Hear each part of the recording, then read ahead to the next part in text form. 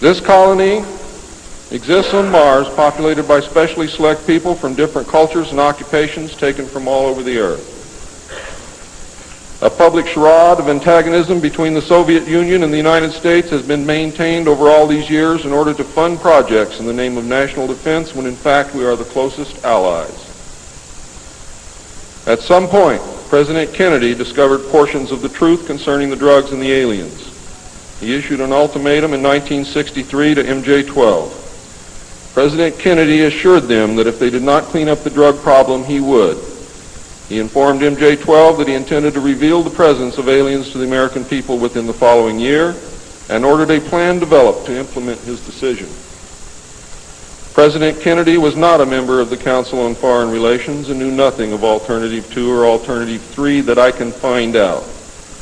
Internationally, the operations were supervised by an executive committee known as the Policy Committee. In the United States, they were supervised by MJ-12 and in the Soviet Union by its sister organization. President Kennedy's decision, of course, struck fear into these people.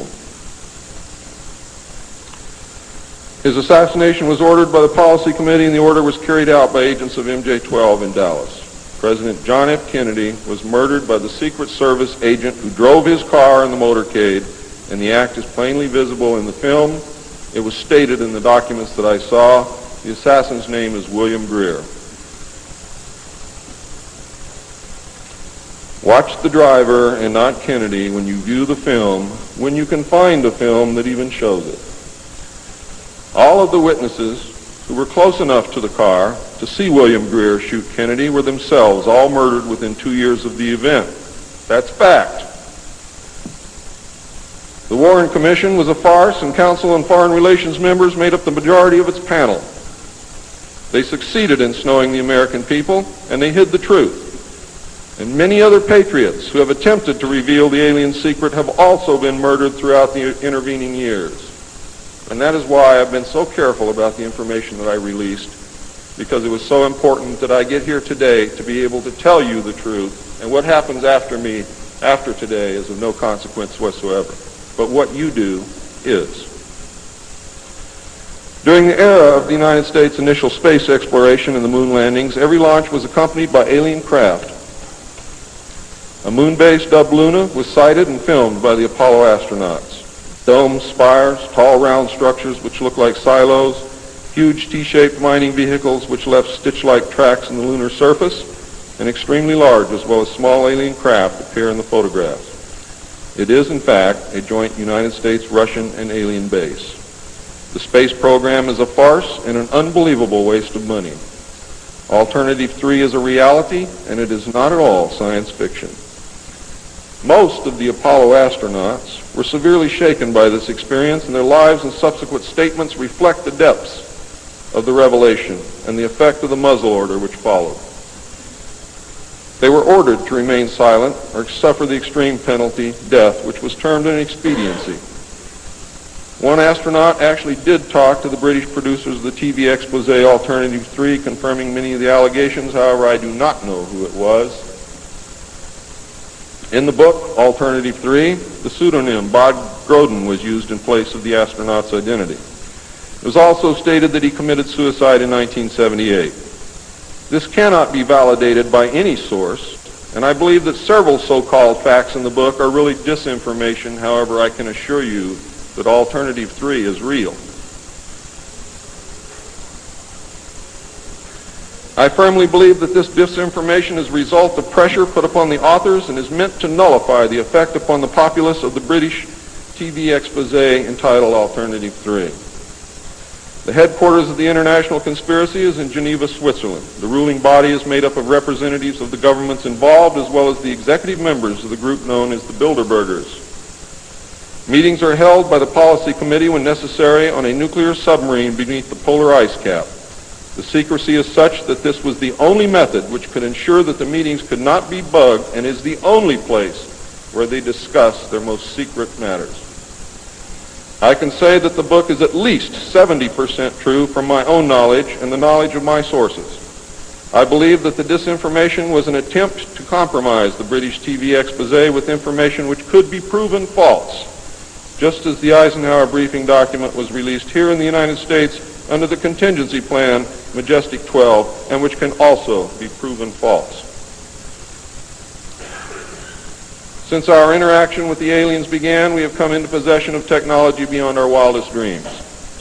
A craft named Aurora exists at Area 51, which makes regular trips into space. It is a one-stage ship called a TAV, or Trans-Atmospheric Vehicle. And it can take off from the ground using a 7-mile runway, go into high orbit, return on its own power, and land on the same runway. We currently have and fly atomic-powered alien craft at Area S4 in Nevada.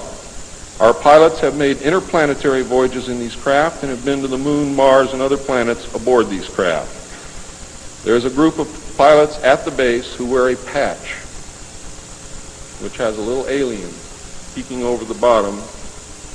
It has, I think, 3 or 4 letters at the top. I forget what they are, but John Lear knows what they are. There is a picture of Saturn and a picture of Mars in the photograph. And in the background, there are 7 stars, which are strangely shaped just like the stars in the Pleiades group.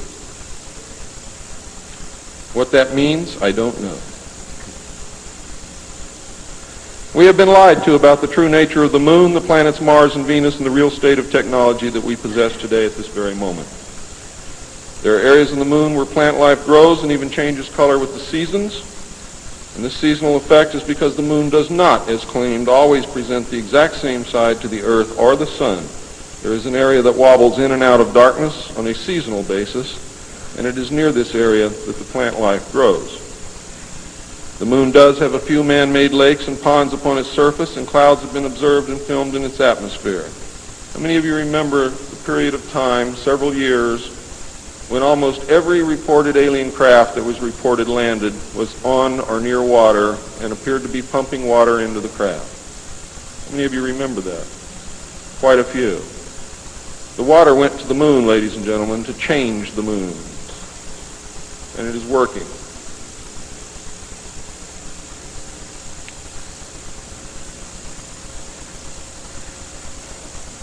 It possesses a gravitational field, and man can walk upon its surface without a spacesuit, breathing from an oxygen bottle after undergoing decompression the same as any deep-sea diver. Ladies and gentlemen, if you can come from 1,200 feet underwater to the surface through decompression, you can go from the surface to 1 atmosphere of vacuum. See, vacuum does not cause a problem for the human body. It's the inert gas that's dissolved in your tissues and in your bones and in the fluids in your body that causes you the problem. If this is decompressed properly, you will have no problem. All you need is a very small amount of oxygen, a very small pressure to breathe. You will suffer no harm, except for one thing, that oxygen becomes toxic after breathing it over a long period of time. Therefore, excursions would have to be of a minimal time length. Other than that, there is no reason why you or anyone else cannot walk on the surface of the moon or in space in a vacuum without a spacesuit. How do I know? I used to be one of the world's experts on deep sea mixed gas breathing mixtures for divers and on deep saturation diving. When I was the head of the department of the Mixed Gas Deep Saturation Diving Division of the College of Oceaneering. And I can tell you now, it's much easier to decompress to a vacuum and walk on the surface of the moon than it is to bring a man up from 600 feet.